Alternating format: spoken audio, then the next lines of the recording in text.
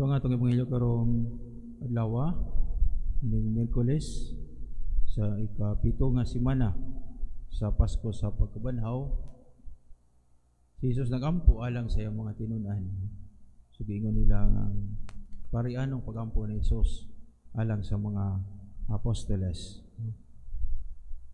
Ug munay maayo sa atong Ginoo kay iyang giampo ang mga tinunan, itugyan sila ngadto sa amahan. Ug nang pasalig ni Jesus nga sila iyang bantayan, iyang ubanan sa kanunay, ug naa ang gahom ni Jesus magauban kanila ya sa ilang pagpadayon sa buhat sa kaluwasan dinhi sa kalibutan, mao'y tahas gibilin sa atong Ginoo ngadto kanila. Ug muna importante gayud ang pagampo. Si Jesus nga Ginoo nagampo ngadto sa amahan para sa iyang mga tinunan. Mo sa barang kinabuhi sa santo nga atong gisaulog ang iyang pista karon sa San Isidro Labrador, mag-uma sa katawo nga mampuon. Gingon man hindi pa siya madto sa uma, musimbaw na siya dito sa nagkananlaing mga syudad. Daghan magsimbahan ang syudad dito sa Madrid, Spain. So musimba si San Isidro, so dili pa siya mo trabaho sa iyang pagpanguma. O sinuhulan raman siya, di maging siya magtagiya sa uma. So mao nga hangyo kanunay ang panalangin sa Ginoo, sa mahal na Birhen Maria, sa mga santos. Ang panalinginan sa Ginoo ang iyang trabaho. Mao nga San Isidro nahimo siyang balaan.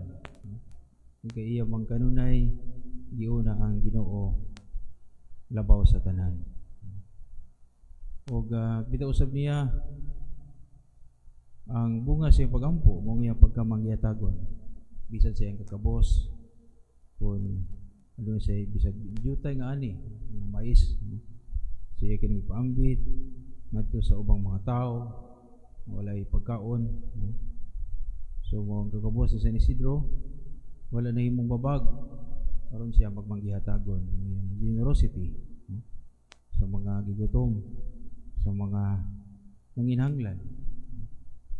Ug mo kini kapahimo niyang balaan nga pagkamaampuon ang iyang pagkamanggihatagon, iyang kapugihan sa pagtrabaho iyang gitugyan ngadto sa panabang sa atong Ginoo ug sa mga santos. Mao nga siya usab ang iyang asawa usa sa kabalaan, Blessed Maria Toribio, si Maria de la Cabeza. So sila nga ba nag-asawa mga magdiayon nga balaan. So ang kabalaan na po sa diay sa pamilya, na po diay sa managdiayon ba nag-asawa, sila mga balaan, sila mga santos. O ilang itugyan ang ilang kinabuhi ngadto sa Ginoo ya sa gugma pagpangalagad sa isig kaingon, sila pagkamanggihatagon, pagtabang sa mga gigutom, sa mga nagkinahanglan, o silang kanunay nga pagsalig, ilang pagtuo, pagkamampuon ngadto sa Ginoo. Ang atong trabaho atong gitugya sa Ginoo, nasayod ta kung dili panalginan sa Ginoo atong pagtrabaho, usahay wala tay mahimo.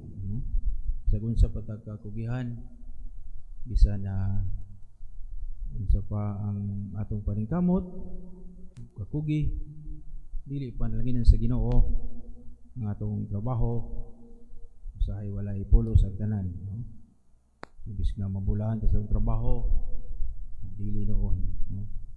Wala nun tayo maangkon, dili magbunga og maayo ng atong kahago o pagpaningkamot sa pagtrabaho, kay wala may panalangin sa Ginoo.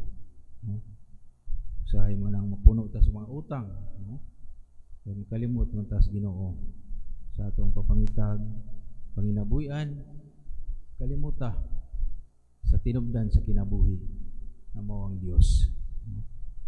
So hinaot pa sa makang San Isidro, patron sa mag-uuma.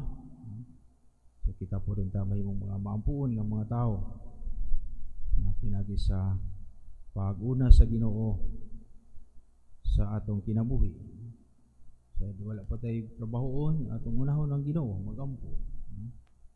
O untang atong pangampo magbunga diya sa atong pagpangalagad pagkamagyatagon ngadto sa atong isikaingon. Ang kabus dili sa mahimong babag, dili ta makahatag ngadto sa ubang mga tao gutom ug mga nagkinahanglan. So hinaot pa nga atong trabaho makapahimo natong balaan sa makang San Isidro Labrador, siyang asawa Maria de la Cabeza. Trabaho makahimo natong balaan. Kana kung maong trabaho bunga sa kakugi, bunga sa paningkamot, trabaho nga maayo, dili dautan. Pwede mo tamang trabaho nga dautan nga pamaagi. So madali ang kwarta pan dili ka na maoy ubot os Ginoo diha sa atong kinabuhi. So hinaot pa na San Isidro Labrador itong mag-uuma, kanon na itong yampo inabining panahon sa kalisod nga ampo ta kanunay, ampo ta sa ulan aron panalginan sa Ginoo ang mga tanom, mga tanon na mo'y gitrabaho sa atong mga mag-uuma aron makaani sila maayo o magkakaon ang mga tao, mga gigutom, mga kabos.